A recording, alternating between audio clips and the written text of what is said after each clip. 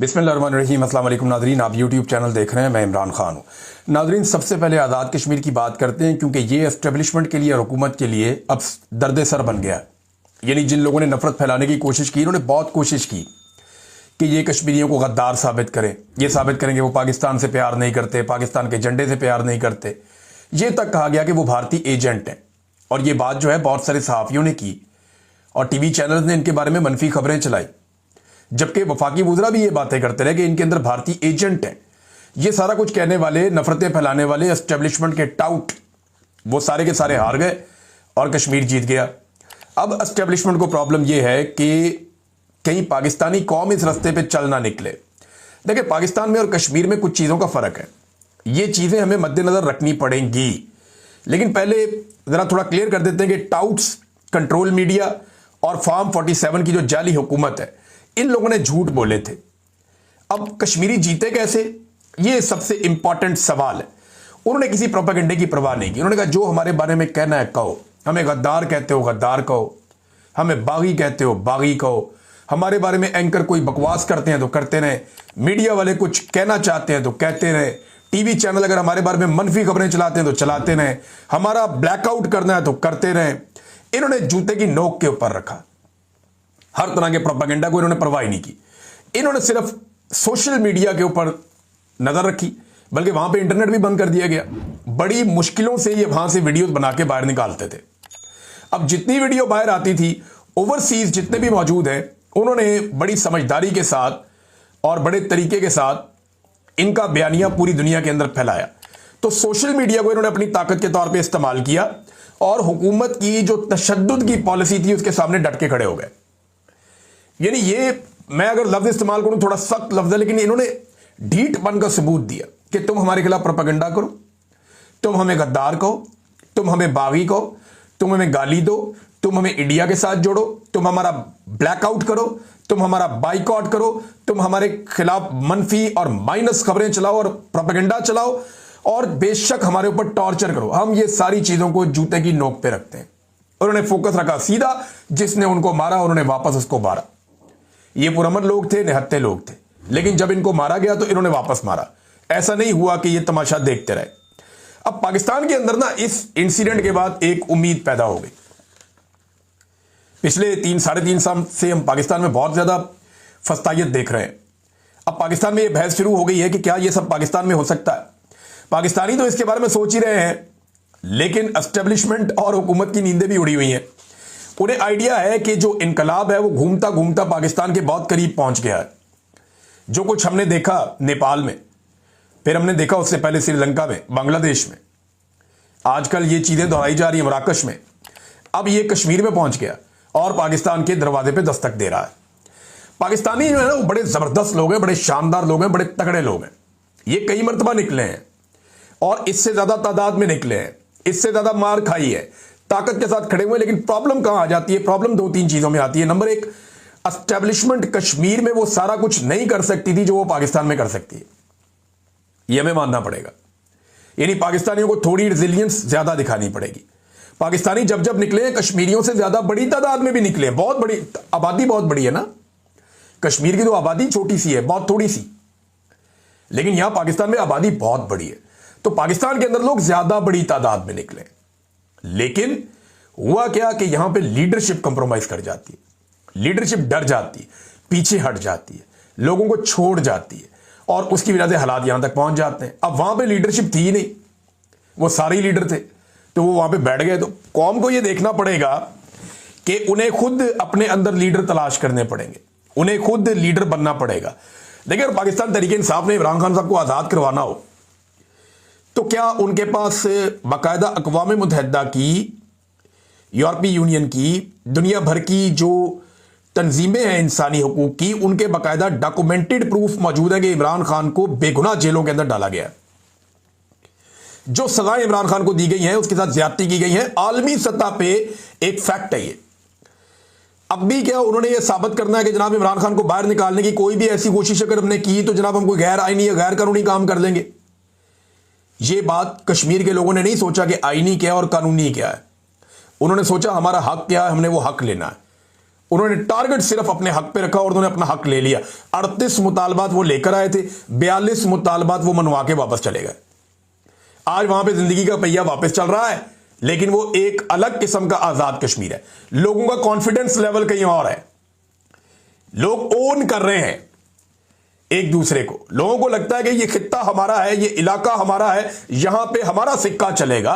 बाहर से आगे किसी ऑफिसर को यहां लाके बिठाया जाएगा और वो डंडे के जोर पे हमें चलाएगा, ये नहीं हो सकता। पाकिस्तान में ये फॉर्मूला हो सकता है, लेकिन देखिए ना, आजाद कश्मीर में एस्टेब्लिशमेंट उस तरीके से सामने सिक्योरिटी फोर्सेस को नहीं ला सकती जैसे पाकिस्तान में ले आती है। वजह यह है कि वो एक इंटरनेशनल मामला भी पाकिस्तान का चल रहा है, तो भारत भी उसको मैनिपुलेट करता है, इस्तेमाल करता है, उसके ऊपर आवाज उठाता है। लिहाजा पाकिस्तान अपना मुकदमा भी खराब नहीं करना चाहता था। दूसरा, पाकिस्तानियों को अब यह बात समझ लेनी चाहिए कि यही तरीका है, या घी सीधी उंगली से पाकिस्तान में नहीं निकलता। अगर आपने पाकिस्तान को आईन और कानून के मुताबिक चलाना है, अगर आपने बेगुनाह कैदियों को रिहा करवाना है, अगर आपने पाकिस्तान के अंदर जुल्म, जबर और फस्तायत खत्म करनी है, इंसानी हकूक की पामालियां खत्म करनी है, आजादी इजहार राय पाकिस्तान के अंदर राइज करना है और पाकिस्तान में मैंडेट का एहतराम करवाना है, तो फिर अवाम को यह घी सीधी उंगली से निकलेगा नहीं, इसको टेढ़ी उंगली से निकालना पड़ेगा, जैसे कश्मीरियों ने निकाला। जैसा मुंह वैसी चपेड़। अब एस्टेब्लिशमेंट को भी इस बात का खौफ है, हुकूमत को भी इस बात का खौफ है। देखिए होता क्या है, इसको जरा समझे आप। गोली बांग्लादेश में भी चली थी, लोगों ने वो इलाका खाली नहीं किया तो एस्टेब्लिशमेंट को सरेंडर करना पड़ गया। गोली नेपाल में भी चली थी, लोगों ने वो इलाका खाली नहीं किया तो एस्टेब्लिशमेंट को सरेंडर करना पड़ गया। गोली श्रीलंका में भी चली थी, लोगों ने इलाका खाली नहीं किया तो सरेंडर करना पड़ गया एस्टेब्लिशमेंट को। गोली कश्मीर में भी चली है, लोगों ने इलाका खाली नहीं किया तो एस्टेब्लिशमेंट को सरेंडर करना पड़ गया। गोली डी चौक में भी चली थी, क्योंकि इलाका खाली हो गया, गंडापुर निकल गया तो बाकी लोग उसके पीछे चले गए, लिहाजा एस्टेब्लिशमेंट ने सरेंडर नहीं किया। अगर गोली एक ही दफा चलाते हैं और जितनी चला सकते हैं मैक्सिमम, लेकिन अगर लोग डट जाए ना तो फिर ये घुटनों पे आ जाते हैं फौरन। ये पूरी दुनिया का एक ट्रैक रिकॉर्ड है और यही होगा पाकिस्तान में जब भी होगा। बहरहाल ये आजाद कश्मीर के लोगों ने हासिल क्या किया, जरा ये आप चीजें देखें। और कुछ लोग कह रहे थे उन्हें क्या मिला, तो जो लोग नफरत फैला रहे थे उन्हें तो कुछ नहीं मिला, वो जाके अपने ज़मीर से पूछेंगे उन्होंने किया क्या, और ज़रा शीशे में अपनी शक्ल देखें कि उन लोगों ने कितनी नफरत फैलाई कश्मीरियों के खिलाफ। और कश्मीरियों पे आफरीन है कि उन्होंने कोई नेगेटिव बात नहीं की, उन्होंने सिर्फ अपना हक हासिल किया। अच्छा जनाब, जो चीज़ें हासिल की कश्मीरियों ने वो क्या है, तो अवामी एक्शन कमेटी ने इस पर बड़ी ज़बरदस्त एक पोस्ट लिखी है। सोराब बरकत साहब ने, इनका ताल्लुक आज़ाद कश्मीर से है और एक शानदार पाकिस्तानी भी है और बड़ी ही रिस्पॉन्सिबिलिटी का सबूत दिया इन्होंने। अहमद फरहाद साहब ने, बशारत राजा साहब ने, ये मेरे तमाम दोस्त आज़ाद कश्मीर से, और बड़ी अच्छी इन्होंने रिपोर्टिंग की है। जॉइंट एक्शन कमेटी जो है अवामी, उसने बहुत सारी चीज़ें अचीव की हैं। यानी एक तो यह है कि मुकदमात का अंदराज किया जाएगा, जिन लोगों को कत्ल किया गया उनके बारे में मुकदमात का अंदराज किया जाएगा, और तहकीकात के लिए जुडिशल कमीशन बनाना पड़ा तो वो भी बनाया जाएगा। ये एक नया उनका मुतालबा था, ये भी मंजूर हो गया। जानी नुकसान का मुआवजा दिया जाएगा, जितना सिक्योरिटी फोर्सेज को दिया जाता है उतना आम लोगों को दिया जाएगा। जख्मियों को 10 लाख रुपए दिए जाएंगे और 20 दिन के अंदर शोहदा की फैमिलीज में से किसी को सरकारी नौकरी फराम की जाएगी। फिर तालीमी बोर्ड्स के हवाले से इनका एक मुतालबा था, वो मान लिया गया। जमीनों का मसला था, वो भी मान लिया गया। बल्दियाती निज़ाम का मामला था, वो भी मान लिया गया। सेहत के इकदाम हैं, वो भी मान लिया गया। यानी हर जिले के अंदर MRI और CT स्कैन मशीनें फराम की जाएंगी। अब ये कोई भारत का मुतालबा है, और भाई पाकिस्तान से मुतालबा आ रहा है ना, तो जब पाकिस्तान से मुतालबा आ रहा है तो पाकिस्तानी कर रहे हैं। वो क्या कह रहे हैं कि हमारे सेहत की सहूलतें दे दो, तालीम की सहूलतें दे दो, हमारी जो रिफॉर्म्स कर दो, करप्शन बंद कर दो, मुराद वापस ले लो, वजारतें कम कर दो, लुटमार कम कर दो। ये इंडिया के मुतालबात हैं। इन लोगों को इंडिया का एजेंट बनाया हुआ था आपने। सारे मुतालबात अपने इलाके और अपने लोगों के लिए उन्होंने किए, और शानदार मुतालबात है कि ऑपरेशन थिएटर्स के अंदर और नर्सरीज कायम की जाए, ऑपरेशन थिएटर प्रॉपर कायम किए जाएं, बिजली का निज़ाम जो है उसको बेहतर किया जाए, इसके लिए 10 अरब रुपए फराम किया जाएगा। काबीना और सेक्रेटरीज के हवाले से उन्होंने कहा जी काबीना की तादाद 20 से ज़्यादा नहीं होगी। यहां जनाब ये इतना बड़ा, आगे 40-40 तक बंदे पहुंचा देते थे, उन्होंने कहा 20 से ज़्यादा नहीं होगी। सेक्रेटरीज की तादाद भी 20 से ज़्यादा नहीं होगी, वो भी कम करेंगे। एहतसाब और करप्शन का निज़ाम, ये भी उन्होंने कहा। बड़े मंसूबों के हवाले से बात की। साथ ही जो महाजरीन की जो बड़ा अहम मसला था, जिसके ऊपर एस्टेब्लिशमेंट रूल करती थी आज़ाद कश्मीर के ऊपर, वो मसला क्या था कि ये बाहर से बंदे ले आते थे उठा के, उनको 10-10 वजारतें दे देते थे। 12 बंदे बाहर से लाते थे, उनमें से 10 को वजीर बना देते थे, उनके जरिए से फंड खाए जाते थे। अरबों रुपए का, और उनके जरिए से आजाद कश्मीर में हुकूमतें बनाते थे और गिराते थे। जनाब ये तय पाया कि एक आला कमेटी बनाई जाएगी जिसमें कानूनी माहिरीन और नुमाइंदे शामिल होंगे। यह कमेटी आजाद कश्मीर असेंबली में मुहाजिरीन की नशिस्तों और उनके मुस्तकबिल पर सिफारिशात देगी। जब तक कमेटी अपनी रिपोर्ट मुकम्मल नहीं करती, इस हवाले से तमाम मौजूदा इंतजामात मुअत्तल रहेंगे। यानी ये मुअत्तल है अब सारे, और इनकी वजारतें भी 2 तक महदूद हो गई हैं। ये कमाल उन्होंने चीजें हासिल की हैं, जबरदस्त काम किया है। हत्ता कि अपने आटे के ऊपर भी उन्होंने बात की। उन्होंने कहा आटे की क्वालिटी अच्छी नहीं आ रही आजाद कश्मीर में, ये होती है कौम। आटे के ऊपर उन्होंने बात की। उन्होंने कहा जी क्वालिटी की बात करो हमारे साथ, सब्सिडी तो तुम देते हो लेकिन क्वालिटी गिरा दी आटे की, हमारे बच्चों को अच्छी खुराक नहीं मिल रही। तो उसके ऊपर जनाब उन्होंने कहा कि 50% देसी गंदम शामिल की जाएगी, 50% इंपोर्टेड गंदम शामिल की जाएगी। यह भी इसके अंदर मुआहिदा हो गया। यह है जनाब आजाद कश्मीर के लोग और यह है उनकी कामयाबी। नादरीन अब आ जाए जरा फलस्तीन और इसराइल वाले मामले पे, जहां पे शहबाज शरीफ साहब ने इस मामले को जिस तरह मिस हैंडल किया है, इसकी माजी में कोई मिसाल नहीं मिलती। नंबर 1, सबसे पहले शहबाज शरीफ ने क्या किया कि डोनाल्ड ट्रंप का जो मुआहिदा था उसको पढ़े बगैर साइन कर दिए, और बाद में उसके ऊपर तारीफी ट्वीट भी कर दी और खुशामद की जमीन आसमान एक कर दी, और डोनाल्ड ट्रंप की तारीफें को पुल बांध दिए उसी एक उनके मुआहिदे को लेकर, और उस मुआहिदे को पढ़ा भी नहीं। जब इसके ऊपर रद्देमल आया तो फिर अपने नायब के जरिए से यानी इसहाक डार के जरिए से मुकर गए कि जनाब ये तो वो मुआहिदा ही नहीं है जो हमने पढ़ा था। बाद में डोनाल्ड ट्रंप ने जनाब चौक में रख दिया इनको उठा के, आसिम मुनीर साहब को भी और शहबाज शरीफ साहब को भी, जनाब ये तो दस्तखत करके गए हैं, ये सारों ने दस्तखत किए हैं, और ये मुआहिदा जो मैं पेश कर रहा हूं यही मुआहिदा। डोनाल्ड ट्रंप डट गया अपनी बात के ऊपर। अब बजाय कि शहबाज शरीफ साहब डोनाल्ड ट्रंप को जवाब देते, ये चुप करके बैठ गए। इन्होंने मुंह पे उंगली रख ली, इनकी जुर्रत नहीं हुई वापस जवाब देने की। फिर उसके बाद जनाब इन्होंने एक और दावा कर दिया कि हमास मान गया है, फलस्तीनी मान गए हैं, तो आपको क्या एतराज है। तो फलस्तीनियों का रद्देमल भी आ गया, हमास का रद्देमल भी आ गया, वो दोनों नहीं माने। फिर उसके बाद डोनाल्ड ट्रंप ने एक और ट्वीट किया जो बड़ा सख्त था, उसकी तरफ से धमकियां लगा दी, और उसने बकायदा बता दिया कि ये पहले दिन से मेरे साथ थे और उन्होंने दस्तखत भी किए हुए हैं उसके ऊपर, ये भी कह दिया। अब उसके बाद हमास का फिर जवाब आया डोनाल्ड ट्रंप के ट्वीट पे, तो इन्होंने बगले बजाना शुरू कर दी, रोला डाल दिया कि जनाब अब तो हम कामयाब हो गए, अब तो हमास भी मान गया, हमने अमन पैदा कर दिया। ये हमास का ट्वीट भी इन्होंने नहीं पढ़ा, उनका स्टेटमेंट भी नहीं पढ़ा। अंदाजा करें आप, डोनाल्ड ट्रंप का तो पढ़ा ही नहीं पड़ा था, हमास का भी नहीं पढ़ा, और उन्होंने बगले बजाना शुरू कर दी। जब हमास को गौर से पढ़ा तो पता चला कि हमास ने जो स्टेटमेंट जारी किया है उसमें उन्होंने डोनाल्ड ट्रंप के अमन मुआहिदे के ऊपर अमल करने के दौरान जिन शिकों के ऊपर एतराज किया, लगभग 80% चीजों पर इख्तलाफ हो गया। यानी डोनाल्ड ट्रंप के साथ जो चीजें शहबाज शरीफ वगैरह और ये बाकी लोग सारे तय करके आए थे, उनमें से हमास ने 80% के ऊपर इख्तलाफ किया। सिर्फ इत्तेफाक उनका यह कि जंगबंदी की जाए, कैदियों का तबादला हो जाए। बाकी उन्होंने कहा जी इसराइल भी यहां से निकले, खाली करे इसको। साथ उन्होंने कहा जी फौरी तौर पे जंगबंदी करें। साथ उन्होंने कहा जी कोई गैर मुल्की हम यहां पे हुक्मरान नहीं मानेंगे, इसका निजाम चलाएंगे फलस्तीनी। साथ उन्होंने यह भी कहा कि यहां से नकल मकानी बंद करवाई जाए, और जो इमदादी कारकुन आना चाहते हैं उनका रास्ता जो बंद किया हो वो रास्ता खोला जाए। तो ये वो, और हथियार डालने से भी उन्होंने इनकार कर दिया फौरी तौर पे, और उन्होंने कहा हम कोई दहशतगर्द तंजीम भी नहीं है कि हम इसको तहलील कर दें हमास को। तो ये बहुत बड़े बड़े इख्तलाफात थे जिन पे ये इत्तफाक करके आए थे, हमास ने नहीं किया। अब इन्होंने उस पर बगलें बजाई, बाद में पता चला हमास ने तो कुछ और कह दिया है। यानी हर चीज के ऊपर ये उल्टे ही चले। अब नेतन्याहू ने एक ट्वीट कर दिया, उसके बाद जनाब शहबाज शरीफ साहब ने फिर एक लंबा ट्वीट दाग दिया कि जनाब डोनाल्ड ट्रंप की तारीफें शुरू कर दी कि हम अमन के बहुत करीब पहुंच गए हैं, डोनाल्ड ट्रंप ने यह किया। 7 अरब हुक्मरानों की भी तारीफें कर दी, और 7 फलस्तीनियों के साथ हम खड़े हैं। वो नेतन्याहू ने फिर अपना ट्वीट डिलीट कर दिया, और अब सूरत हाल यह है कि इसराइल लगातार हमले कर रहा है गाजा के ऊपर। जो आखिरी इत्तलात आई हैं तब तक तो वो हमले कर ही रहा है, और अब उन्होंने हमलों के लिए जो है वो बमबारी के अलावा रिमोट कंट्रोल गाड़ियों को भी चंद इत्तलात के मुताबिक इस्तेमाल करना शुरू कर दिया है। यानी ऐसा लगता है कि शहबाज शरीफ साहब ने जिस तरीके से सारे मामले को हैंडल किया है कि कोई इज्जत नफ्स, कोई किरदार की पुख्तगी, या ऐसा लगता है ये हुकूमत जुए पे चल रही है।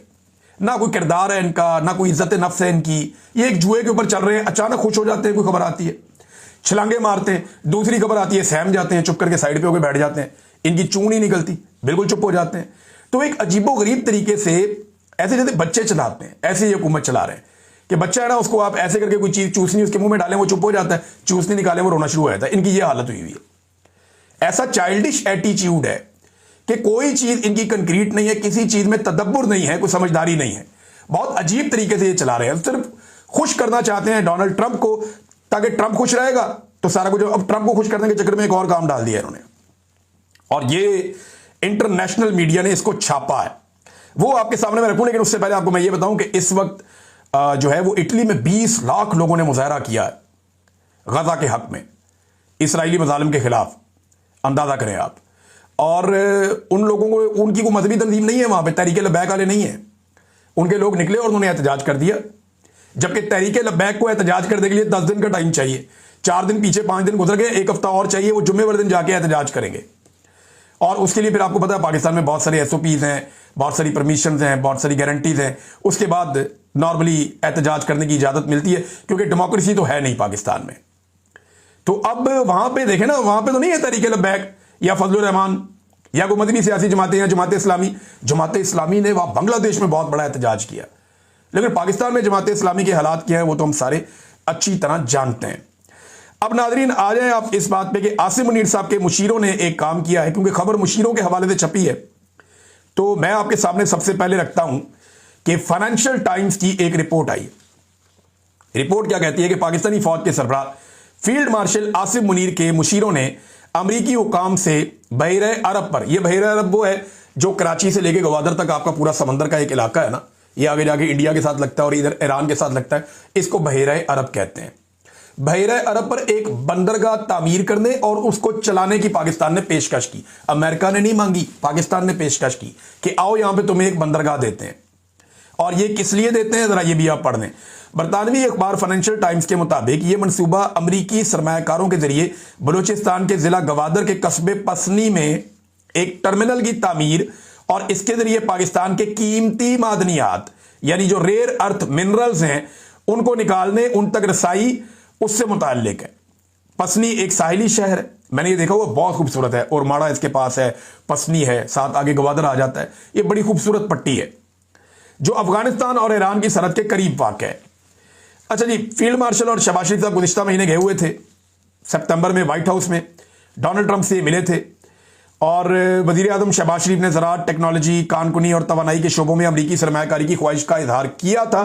अब ये पेशकश ये शेयर की गई और अब जो आसिम मुनीर के मुशीर हैं उन्होंने ये ऑफर कर दी है इस न्यूज़ के मुताबिक, और यह बताया गया कि जनाब इस तरीके से किया जाएगा। मंसूबे में अमरीकी फौजी अड्डों के इस्तेमाल को खारिज इम्कान करार दिया गया है और इसके बजाय बंदरगाह को मादनी वसाइल से माला माल मगरबी सूबों से जोड़ने के लिए रेल नेटवर्क की तरक्याती फंडिंग हासिल करने का हदफ रखा गया है।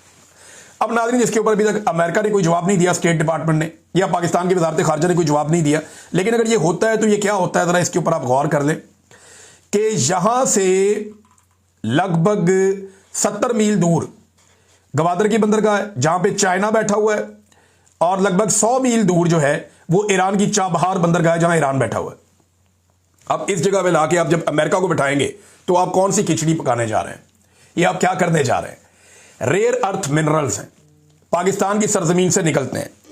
अमेरिका को उसके लिए एक सेपरेट जोन फराम किया जा रहा है कि जनाब आपको कोई चेक नहीं करेगा, कोई पूछगछ नहीं होगी, आप माई बाप हैं, आप आए, जितनी आपको मादनियात चाहिए आप वहां से निकालें। जो बाहर दिखाई दे रहा है मुझे तो यही समझ आ रही है कि मादनियात आप वहां से निकालें, आपके कंटेनर्स आएंगे या आप पटरी बिछा लें, वहां से आप सीधी मादनियात पहुंचाएं, अपनी जाती बंदरगाह का एक टर्मिनल बनाएं, वहां से आप उठाएं, सारा कुछ जो दिल करता है वो आप लेकर वहां से जाएं, आपको कोई नहीं पूछेगा।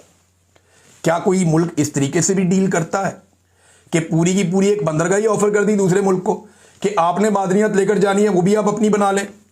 इससे पहले गवादर बंदरगाह जो है वो हमारा एक जॉइंट वेंचर है चाइना के साथ। अब अमेरिकन जहां पे जाकर बैठते हैं ऐसे एरियाज में वो कितना कंट्रोल करते हैं आप अच्छी तरह जानते हैं। इसके ऊपर चाइना का रद्द अमल क्या आ सकता है इसका भी आपको अंदाजा होना चाहिए, क्योंकि बिल्कुल साथ आगे जो है 70 नॉटिकल माइल्स के ऊपर चाइना की बंदरगाह गवादर, जिसके वो आपके साथ मिलकर काम कर रहा है, और उसके साथ आगे कौन है? चाबहार ईरान की है, जहां पे इंडिया और ईरान मिलकर काम कर रहे हैं।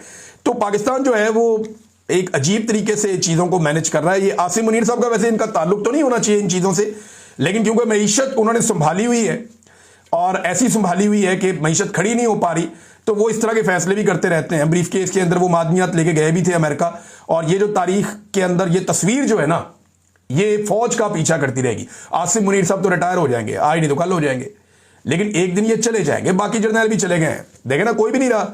याया खान भी नहीं रहा, अयूब खान भी नहीं रहा, जनरल बाजवा भी नहीं रहा, जनरल कियानी भी नहीं रहा, जनरल राहिल शरीफ भी नहीं रहा, उससे पहले जनरल मुशर्रफ भी नहीं रहा। वो कोई भी जर्नैल रहता नहीं होता, ज़ियाउल हक भी नहीं रहा। तो ये जर्नैल तो ये भी नहीं रहने, सबने रिटायर हो जाना, नौकरी है।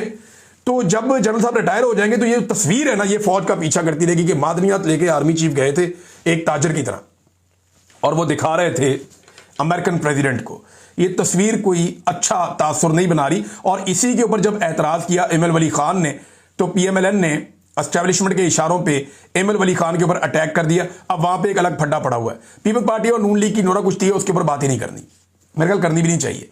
शायद कभी बात करनी पड़ जाए, लेकिन नूरा कुश्ती है। उन्हें ये बात पता चल गई है, जब वो PTI से लड़ते हैं तो आवाम सुनती ही नहीं है। उन्होंने कहा आपस में लड़के देखो, शायद आवाम हमारे पे तवज्जो दे दे या आवाम हमारी बात सुन ले। वो बेचारे टॉक शोज के अंदर टीवी चैनल को फोन कर करके कहते हैं कि जनाब हमारी आपस की लड़ाई तो दिखा दें। टीवी चैनल्स को टॉक शोज के अंदर जगह जगह पे वो राब्ते कर करके पीपल्स पार्टी और PMLN कह रहे हैं यार हम आपस में मुकाबला कर रहे हैं, लड़ रहे हैं, हमारी लड़ाई तो दिखा दें। लेकिन वो नूरा कुश्ती है, कोई संजीदा ले ही नहीं रहा उनकी लड़ाई को। बहरहाल पाकिस्तान तहरीक इंसाफ ने एक बड़ा इंटरेस्टिंग डाटा जो है वो जारी किया है, और डाटा ये बता रहा है कि SIFC सरमायाकारी लाने में बुरी तरह नाकाम हो गई। जबकि गुज़िश्ता 3 सालों में पाकिस्तान से मल्टीनेशनल कंपनियों का तेजी से इनखला जारी है। 16 मल्टीनेशनल कंपनियों का उन्होंने लिखा है जो सन 2023, 2024 और 2025 में पाकिस्तान छोड़ के चली गई हैं। साल के अंदर 4 मल्टीनेशनल कंपनियां किसी मुल्क में आ जाए ना तो बड़ी कामयाबी होती है। तो इधर जनाब गुज़िश्ता 2-3 साल के अंदर अंदर 3 सालों में 16 कंपनियां पाकिस्तान को छोड़ के चली गई, और उस वक्त जब आर्मी चीफ ने बेड़ा उठाया हुआ है मईशत का, SIFC जैसा इदारा बनाया हुआ है। कोई सरमायाकारी आ नहीं रही, बल्कि पाकिस्तान से बाहर जा रही है। नाज़रीन, अब हम हर वीलॉग में आपको एक इंटरव्यू सुनवाया करेंगे गंडापुर साहब का, और उसकी वजह यह है कि बहुत बड़ा दावा उन्होंने किया था और यह सुनाना बहुत ज़रूरी है, चाहे कोई माइंड करे। ये हम आपको वीलॉग्स के अंदर वक्तन बवक्तन सुनाते रहा करेंगे। जो उन्होंने कहा था 6 दिन बाकी रह गए हैं गंडापुर साहब के डेडलाइन में, उन्होंने क्या कहा था ये सुनिए। तो सुन लो, सब तायीद कर दे दो, फिर सारे हाथ उठा के बताओ कि आज से 90 दिन का आगाज हो गया है, या हम सियासत छोड़ेंगे और या इमरान खान को रिहा करवाएंगे। तायीद है। इसके बाद नाराए तकबीर अल्लाह अकबर लगा के गंडापुर साहब ने अल्लाह को गवाह बनाया था। 6 दिन बाकी रह गए हैं, अब देखते हैं वो क्या करते हैं। अब तक के लिए इतना ही, अपना ख्याल रखिएगा, अपने चैनल का भी। अल्लाह हाफ़िज़।